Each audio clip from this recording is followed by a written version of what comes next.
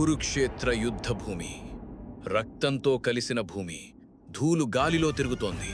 రథాలు పగులుతున్నాయి. శంఖాలు, గర్జనలు, బాణాల శబ్దాలు ఆకాశాన్ని కంపిస్తున్నాయి. మధ్యలో ఒక రథం.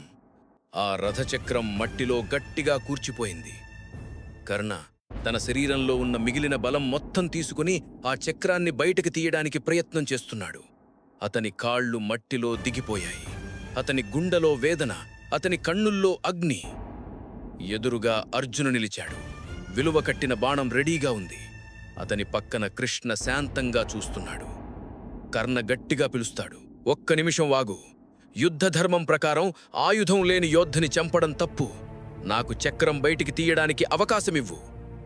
అర్జున కొంచెం అయోమయంలో పడతాడు. అతను కృష్ణ వైపు చూస్తాడు. కృష్ణ గొప్ప గంభీరంతో మాట్లాడతాడు, "ధర్మం గురించి ఇప్పుడు మాట్లాడుతున్నావా కర్ణ? సభలో ద్రౌపదిని అవమానించినప్పుడు నీ ధర్మం ఎక్కడ ఉంది? ఆమె కళ్ళు నీరుతో సహాయం కోరినప్పుడు నువ్వు ఏమి చేశావు?" ఆ మాటలు కర్ణ గుండెని విడిపిస్తాయి. అతను కొన్ని క్షణాలు మౌనంగా నిలబడి ఉంటాడు. "నేను ఆ రోజున దుష్టుడుగా నవ్వలేదు కృష్ణ. నేను నా స్థానం కోసం, నా గౌరవం కోసం మాట్లాడాను. అవమానంలో పెరిగిన మనిషి ఎలా ఆలోచిస్తాడో అలాగే ఆలోచించాను." కృష్ణ నిశ్శబ్దంగా చూస్తాడు. "నువ్వు గొప్పవాడివి కర్ణ, కానీ నీ స్థానం తప్పు పక్షంలో ఉంది." ఆ క్షణంలో సమయం నిలిచిపోయిందిలా ఉంది. సమయం వెనక్కి తిరుగుతోంది. ఒక నది మధ్యలో చిన్న పెట్టె తిరుగుతోంది. ఆ పెట్టెలో ఒక శిశువు, కవచం, కుండలాలతో పుట్టిన బాలుడు. సూర్యకిరణాలు అతని ముఖాన్ని ప్రకాశిస్తున్నాయి. నదీ తీరం మీద కుంతి నిలబడి ఉంది. ఆమె కళ్ళు నీరుతో నిండాయి. "కుంతి, నా బాలక, నిన్ను నేను ప్రేమతో పుట్టించాను. కాని సమాజం నన్ను ఒప్పుకోదు. నిన్ను కాపాడటానికి నిన్ను వదిలిపెట్టాలి." ఆమె పెట్టెను నదిలో విడిచేస్తుంది. నది ఆ బాలుణ్ణి తీసుకుని వెళుతుంది. కొన్ని రోజుల తరువాత అధిరథ మరియు రాధ ఆ పెట్టెని కనుగొంటారు. రాధ శిశువును ఎత్తుకుని హృదయంతో ముద్దు పెట్టి అంటుంది, "ఇప్పటి నుండి నువ్వు మా కొడుకు. నీ పేరు కర్ణ." కాని లోకం అతన్ని ఒక పేరుతో పిలిచింది, సూతపుత్రుడు అని. ప్రతిసారి ఆ మాట వినగానే కర్ణ గుండెలో ఒక అగ్ని పుట్టేది. అవమానం అతని జీవితంలో మొదటి గురువు. హస్తినాపురలో శాస్త్ర ప్రదర్శన జరుగుతోంది. అర్జున తన విలువలు చూపిస్తున్నాడు. సభ చప్పట్లతో మరుమూడుతోంది. అప్పుడే కర్ణ ముందుకు నడుస్తాడు. "కర్ణ, అర్జున చెయ్యగలిగితే నేను కూడా చెయ్యగలను." అతను అదే విధంగా అస్త్రం సంధించాడు. అందరూ ఆశ్చర్యంగా చూస్తారు. ద్రోణాచార్య ముందుకు వస్తాడు. "ద్రోణ, నీ కులమేంటి? క్షత్రియుడివే కాదంటే ఈ పోరాటంకి హక్కులేదు." సభ నిశ్శబ్దం. తరువాత నవ్వులు. "సూతపుత్రుడంట." ఆ మాటలు కర్ణ గుండెని గుచ్చాయి. అప్పుడే దుర్యోధనుడు లేచి నిలబడ్డాడు. "దుర్యోధన, కులం వీరుణ్ణి నిర్ణయించదు, వీరత నిర్ణయిస్తుంది. ఇప్పటి నుండి కర్ణ అంగదేశం యొక్క రాజు." అభిషేకం జరుగుతోంది. అందరూ ఆశ్చర్యం. కర్ణ కళ్ళు నీరుతో దుర్యోధన వైపు చూస్తాడు. "నన్ను రాజుగా చూసిన మొదటి వ్యక్తి నువ్వే దుర్యోధన.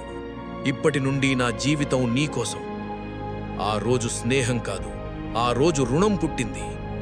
పరశురామాశ్రమం. కర్ణ బ్రాహ్మణుడు అని అబద్ధం చెప్పి విద్య నేర్చుకుంటున్నాడు. ఒకరోజు పురుగు అతని జడలో గుచ్చుకుంటుంది. రక్తం పరుగుతోంది, కాని అతను కదలడు. పరశురామ లేచి చూస్తాడు. "పరశురామ, ఈ వేదనని సహించడం బ్రాహ్మణుడికి సాధ్యం కాదు. నువ్వు క్షత్రియుడివి." కర్ణ తల వంచుతాడు. "నా జన్మ నన్ను వదిలేసింది గురుదేవా. విద్య కూడా వదిలేస్తే నేను ఏమి మిగులుతాను?" పరశురామ కోపంతో శపిస్తాడు.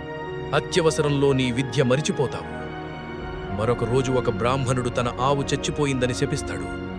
"బ్రాహ్మణుడు, యుద్ధ సమయంలో నీ రథచక్రం మట్టిలో కూర్చిపోతుంది."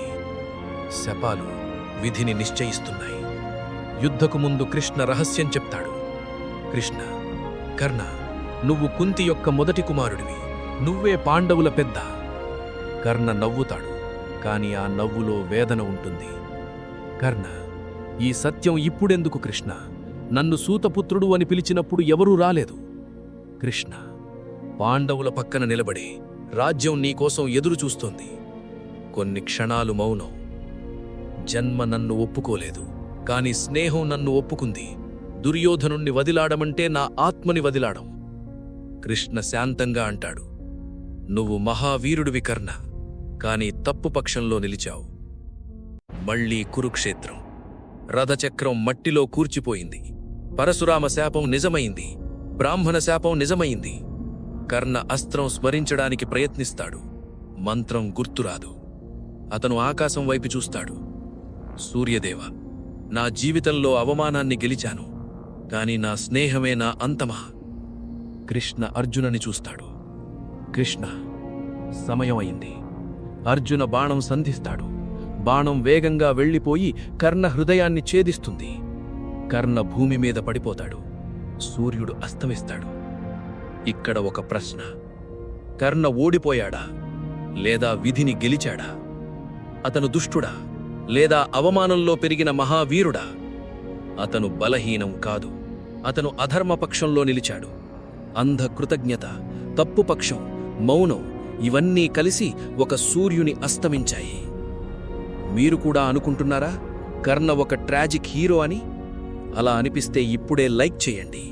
ఇలాంటి కథలు మరిచిపోకూడదంటే షేర్ చేయండి. మీ అభిప్రాయం ఏంటి? కర్ణ హీరోవా లేదా తన నిర్ణయం వల్ల పతనం పొందిన వీరుడా? మీ ఆలోచనలు కమెంట్లో రాయండి. నెక్స్ట్ వీడియోలో ఎవరిని తీసుకురావాలి? భీష్మ, అభిమన్యువా లేదా దుర్యోధనుడా? మీ కమెంట్ ప్రకారం నెక్స్ట్ కథ వస్తుంది. ఇలాంటి మహాకథలు మిస్ కాకుండా ఉండాలంటే సబ్స్క్రైబ్ చేయండి. మనం మళ్ళీ మరొక కథతో కలుద్దాం.